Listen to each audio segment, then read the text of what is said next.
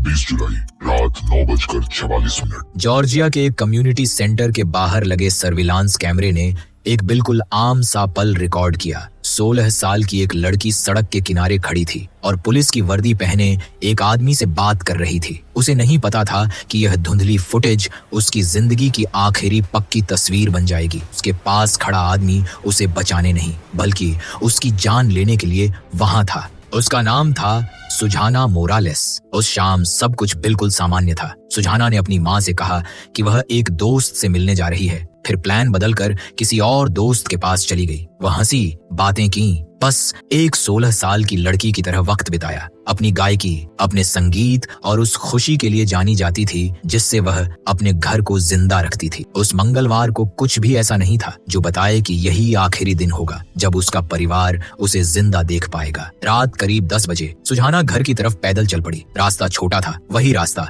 जिसे वह कई बार तय कर चुकी थी। उसका फोन एक ट्रैकिंग ऐप के जरिए उसकी लाइव लोकेशन परिवार को दिखा रहा था। शुरुआत में सब कुछ ठीक लग रहा था। लोकेशन का डॉट आराम से घर की ओर बढ़ रहा था, फिर दिशा बदल गई। परिवार ने देखा कि डॉट उनकी गली से दूर मुड़ रहा है। शायद उसने दूसरा रास्ता ले लिया हो, लेकिन कुछ ही पलों बाद कुछ अजीब हुआ। डॉट लगभग 40 मील प्रति घंटे की रफ्तार से चलने लगा। सुझाना गाड़ी नहीं चलाती थी, वह किसी से लिफ्ट लेने वाली भी नहीं थी। फिर भी उसके फोन से एक मैसेज आया, मैं घर आ रही हूँ। वह कभी घर नहीं पहुंची। रात एक क्रैश अलर्ट आया। सुझाना का फोन हिलना बंद हो गया। जब परिवार को समझ आया कि वह वापस नहीं आ रही है तो घबराहट फैल गई। उन्होंने पूरी रात सड़कों पर उसे ढूंढा, उसका नाम पुकारा, किसी गलती की उम्मीद करते रहे। सुबह हुई और सुझाना अब भी गायब थी।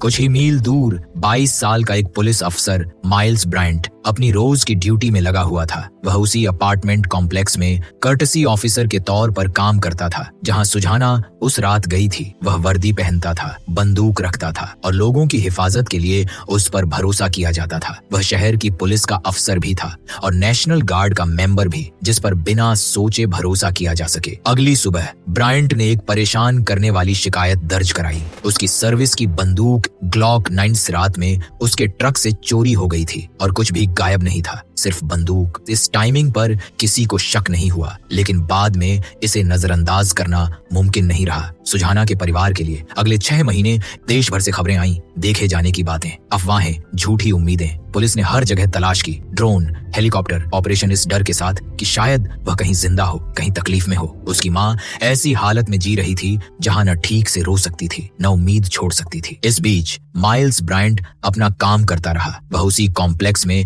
गश्त करता रहा। वह मददगार, फिक्रमंद और पूरी तरह सहयोगी दिखता रहा। किसी को शक नहीं था कि सुझाना को ढूंढने वाला आदमी असल में जानता था कि वह कहाँ है।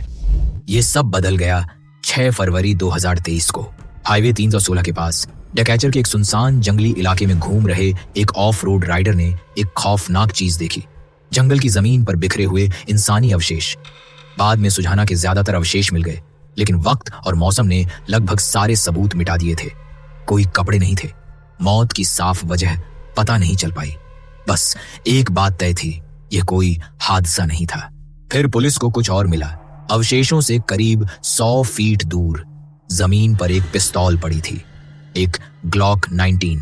जब उसका सीरियल नंबर चेक किया गया, ये वही बंदूक थी जिसे माइल्स ब्रायंट ने सुझाना के गायब होने के अगले दिन चोरी होने की रिपोर्ट की थी। पुलिस ने ब्रायंट को पूछताछ के लिए बुलाया, बहुत संभल कर, ताकि उसे अंदाजा न हो कि वे कितना जानते हैं। वह आराम से बोलता रहा, गैंग्स और अजनबियों पर इल्जाम लगाता रहा, लेकिन पर्दे के पीछे उसके फोन रिकॉर्ड्स देखे जा रहे थे। ब्रायंट के पास 2 फोन थे, एक निजी और एक सरकारी। दोनों एक ही बात कह रहे थे। सुझाना के गायब होने के कुछ घंटों बाद उसके फोन हाईवे 316 के पास लगे मोबाइल टावरों से सिग्नल दे रहे थे, वही जगह जहां महीनों बाद उसके अवशेष मिले। ब्रायंट ने कहा था कि उस रात वह बहस के बाद यूं ही गाड़ी चलाता रहा। डेटा ने उसकी बात झूठी साबित कर दी। जब उसके सामने ये सबूत रखे गए तो उसका भरोसा टूट गया। उसकी बंदूक बंदूक वहां थी, उसका फोन वहां था, सुजाना वहीं मरी थी। इसके बाद गवाह सामने आए। उन्होंने बताया कि ब्रायंट पहले भी सुजाना और उसकी दोस्तों के पास आया था और उन्हें लिफ्ट ऑफर की थी, और जांच में एक डरावना पैटर्न सामने आया। सालों से जवान लड़कियों को निशाना बनाकर की गई चोरियां, अपार्टमेंट्स में घुसने की कोशिशें, अपनी पहुंच और ताकत का गलत इस्तेमाल। जून 2024 में 2 साल बाद माइल्स ब्रायंट अदालत में खड़ा था। सरकारी वकीलों ने एक सिहरन पैदा करने वाली तस्वीर पेश की। एक ऐसा आदमी जिसने अपनी वर्दी को हथियार बनाया, ओहदे को जाल। बचाव पक्ष ने कहा कि कोई डीएनए नहीं है, कोई सीधा गवाह नहीं है, मौत की वजह साफ नहीं है, लेकिन जूरी को एक भी अकेला सबूत नहीं चाहिए था। सिर्फ 2 घंटे की सोच विचार के बाद फैसला आ गया। हर आरोप में दोषी, हत्या, फेलोनी मर्डर और अपहरण। माइल्स ब्रायंट को बिना पैरोल के उम्र कैद की सजा सुनाई गई। सुजाना के परिवार के लिए यह इंसाफ बहुत देर से आया। वह लड़की वापस नहीं आ सकती थी जो संगीत से प्यार करती थी, जो यह सोचकर घर लौट रही थी कि वह महफूज है। उसकी मां ने कहा कि उसने लगभग 7 महीने तक अपनी बेटी का इंतजार किया और कई मायनों में वह आज भी इंतजार कर रही है।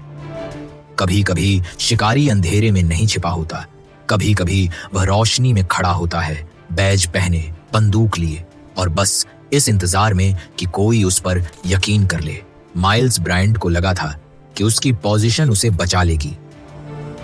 सुजाना की आखिरी तस्वीर उसे घर की तरफ चलते हुए दिखाती है, इस बात से बेखबर कि आगे क्या होने वाला है। आज वही तस्वीर एक चेतावनी है और एक याद दिलाने वाली बात कि जब बुराई भरोसेमंद चेहरे पहन लेती है, तब उसे रोकने के लिए सतर्कता, जवाबदेही और सच ही सबसे बड़ी ताकत होते हैं।